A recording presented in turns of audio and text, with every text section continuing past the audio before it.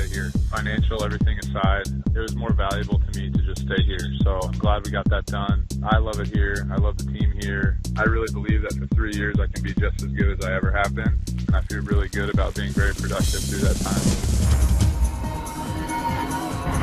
I'm Darwin Zook with the MLB.com FastCast. The Dodgers and three-time NL Cy Young Award winner Clayton Kershaw reached a 3-year, $93 million contract extension shortly before his current deal was eligible to end. An extension to his deal's original Wednesday night deadline was agreed to in hopes of keeping the 11-year veteran and 7-time All-Star in Dodger blue. Once the extension took place, you kind of knew that it was going to happen. Both sides wanted it to happen, and it was just a matter at that point of hammering out the terms. I still think that this guy is one of the best pitchers in the game of baseball. Yes, he started from the mountaintop and he's trending downward, but he's still 273 last year. Yeah. This is a guy who still knows how to win. The Texas Rangers reportedly have a new manager to replace Jeff Bannister. Chris Woodward will take over in the Lone Star State. Most recently, Woodward was the third base coach for the NL champion Dodgers, spending 3 seasons in that role. The 42-year-old former infielder spent 12 years in the big leagues before retiring as a member of the Blue Jays in 2011. Woodward inherits a Rangers team that went 67-95 last season, finishing in last place in the AL West. The club has not officially confirmed the hiring. Knows his baseball. He's very good with the analytics. He's very good with the shift and positioning infielders. Rangers like this guy.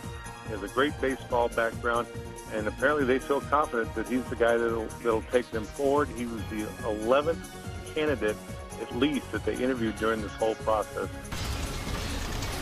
The Cubs continued their active early offseason Friday. The club picked up midseason acquisition Cole Hamels' $20 million option after the Southpaw posted a 2.36 ERA in 12 post-trade starts. It wasn't like he wasn't pitching well because he didn't want to in Texas, but you put him over there in a different environment, the change of scenery type thing, American League to the National League, pennant drive and everything that goes with it. My man was pretty awesome. In a related move, the Cubs shipped Drew Smyly to the Rangers. The 29-year-old hasn't pitched in the big league since 2016.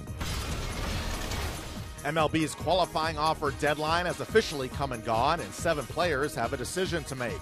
Dallas Keuchel, Patrick Corbin, A.J. Pollock, Yasmani Grandal, Hyunjin Ryu, Bryce Harper, and Craig Kimbrell each have 10 days to accept a $17.9 million salary for 2019, the mean salary of MLB's 125 highest-paid players, or become a free agent. I'm going to go out on a limb and say Bryce Harper's not going to accept that qualifying offer. But that's just me. I think Grandal's the only one that I would say jump at that 17.9.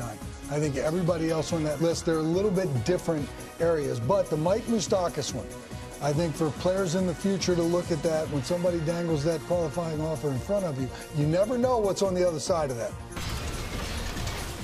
New Reds manager David Bell has a new pitching coach after learning of a brief window in pitching coach Derek Johnson's deal with the Brewers, allowing him to speak with other clubs. Cincinnati made the 47-year-old pitching guru an offer he couldn't refuse. From the beginning of it, the Reds were very, very persistent. They made me feel extremely comfortable. They made me feel extremely wanted. You know, I just, at the end of the day, felt like it was the right move for my family and I.